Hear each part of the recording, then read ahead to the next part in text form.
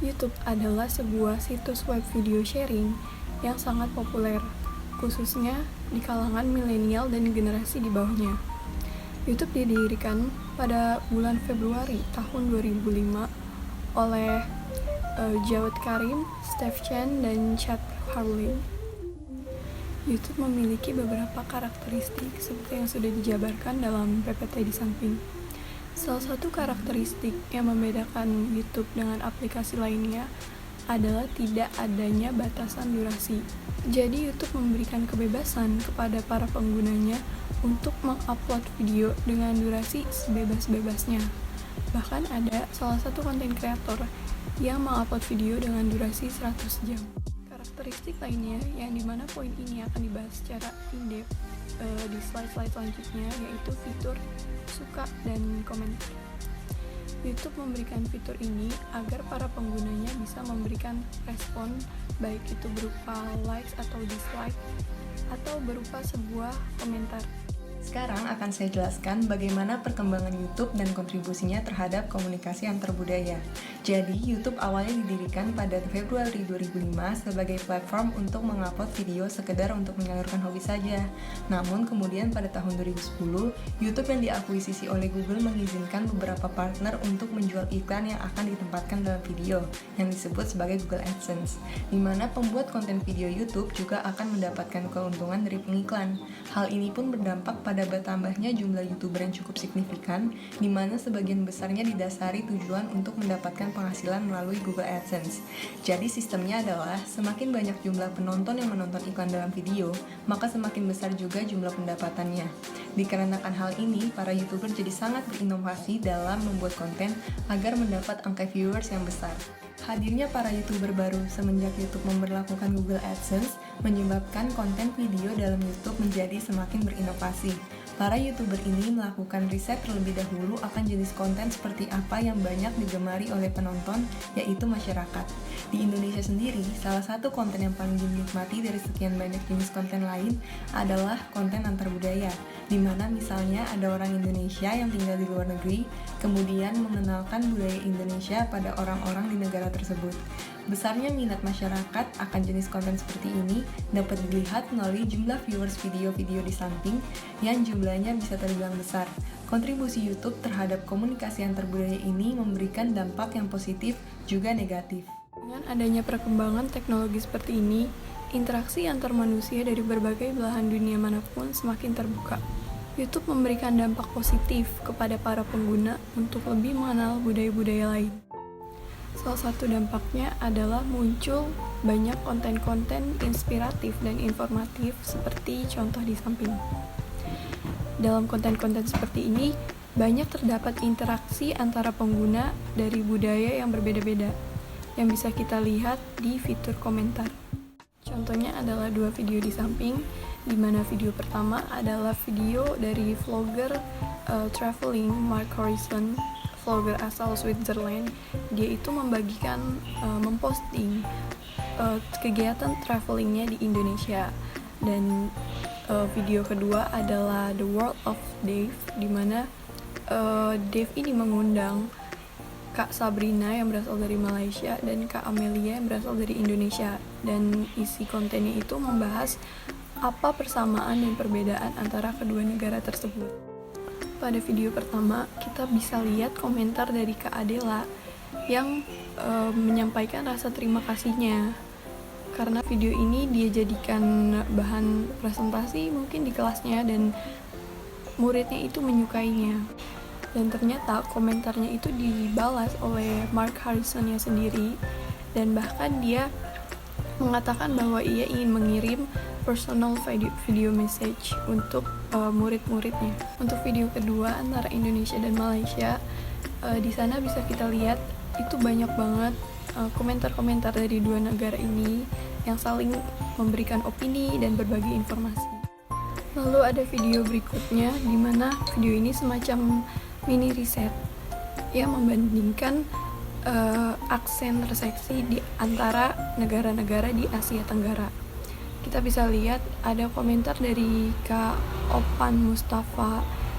Dia memberikan opini bahwa kenapa sih Indonesia itu berbicaranya cepat karena menurut dia Indonesia punya simple grammar and pronunciation. Lalu video berikutnya ada Street Reset dari Asian Boss. Dalam video tersebut banyak netizen-netizen dari berbagai negara yang ikut menyampaikan opini mereka. Sebagai contoh, ada yang berkomentar kalau selingkuh dan bercerai itu lebih lazim di Indonesia daripada poligami. Dan dari opini dia ternyata banyak pengguna lain yang setuju dan ikut menyuarakan dan atau menyampaikan opininya. Jadi, konten-konten video yang sebelumnya sudah kita bahas memiliki dampak positif terhadap para pengguna YouTube, yaitu penggunanya dapat memahami bahwa antara satu budaya dengan budaya yang lainnya memiliki karakteristik dan kebiasaan yang berbeda-beda. Jadi, ketika kita bertemu dengan orang asing yang budayanya berbeda dengan kita, dan dia melakukan hal-hal yang tidak sesuai dengan apa yang kita harapkan, kita jangan buru-buru bete, karena kita harus punya pemahaman bahwa mungkin di budayanya dia itu hal tersebut adalah hal yang wajar. Banyaknya konten-konten antar budaya dalam media YouTube yang salah satunya adalah pengenalan budaya Indonesia kepada warga negara lain seharusnya menjadi hal yang ditanggapi secara positif. Tetapi sayangnya, konten-konten ini terkadang malah mengundang perseteruan dan tindakan penghinaan akan budaya satu terhadap budaya lain. Contoh kasus mengenai dampak negatif yang saya akan jelaskan nantinya bertemakan perdebatan antara masyarakat Indonesia dengan masyarakat Malaysia, karena kebetulan saya menemukan cukup banyak interaksi yang kurang serasi di antara keduanya. Kasus yang pertama datang dari channel YouTube The World of Dave dengan judul All About Indonesia. Dalam konten video tersebut dijelaskan oleh Amelia yang berasal dari Indonesia kepada Dave yang berasal dari Inggris bahwa rendang adalah salah satu makanan khas Indonesia yang berhasil mendapat peringkat 1 CNN sebagai makanan terenak di dunia. Sayangnya, hal ini malah mengundang perseteruan antara masyarakat Indonesia dengan saudara serumpun kita yaitu masyarakat Malaysia, di mana keduanya sama-sama mengklaim bahwa rendang adalah makanan asal negara mereka. Perseteruan ini bisa kita lihat melalui tanggapan penonton terhadap konten video melalui fitur komentar. Seperti yang bisa dilihat melalui gambar di samping, komentar ini diawali oleh seseorang yang menjelaskan bahwa rendang bukan berasal dari Indonesia maupun dari Malaysia, tetapi berasal dari orang Minangkabau, di mana orang Minangkabau tersebar di kedua negara ini, yaitu Indonesia dan Malaysia. Namun, ada komentar yang kembali membalas dan mengklaim bahwa rendang tetaplah berasal dari Indonesia karena suku Minangkabau ada di Indonesia. Komentar ini pun mengundang balasan dari orang Malaysia, di mana ia kembali menjelaskan bahwa orang Minangkabau juga tinggal di Malaysia, dan ia tidak mengerti mengapa orang Indonesia sangat memaksakan bahwa rendang hanya berasal dari negara Indonesia. Berlanjut ke contoh kasus kedua, jika konten video sebelumnya bertemakan tentang perseteruan makanan, maka perseteruan dalam video kali ini lebih ke penggunaan bahasa di dua negara ini. Video ini dibuat oleh warga negara Korea yang pernah merasakan tinggal di Indonesia dan juga Malaysia, lalu membuat video yang membandingkan budaya antar dua negara tersebut. Di dalam video ini, ia membagikan pengalamannya bahwa selama ia di Malaysia, ia melihat banyak yang menggunakan bahasa Inggris dibandingkan bahasa asli Malaysia, yaitu bahasa Melayu.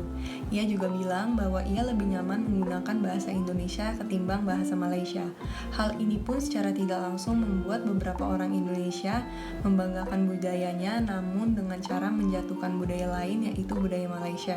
Hal ini dapat kembali kita lihat melalui respon penonton di kolom komentar. Bisa kita lihat melalui gambar bahwa ada dua komentar.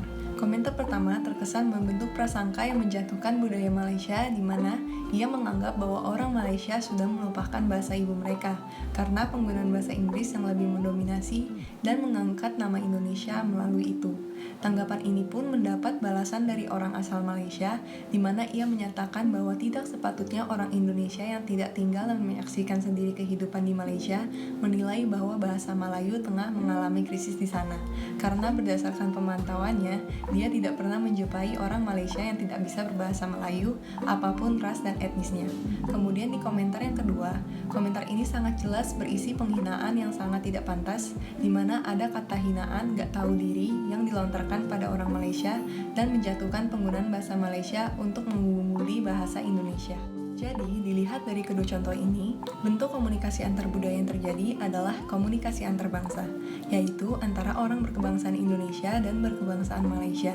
Bentuk interaksinya bisa dikatakan kurang baik karena berisi pertengkaran antar pengguna dari dua bangsa berbeda, di mana ada kata-kata hinaan dan juga kemarahan terhadap satu sama lain.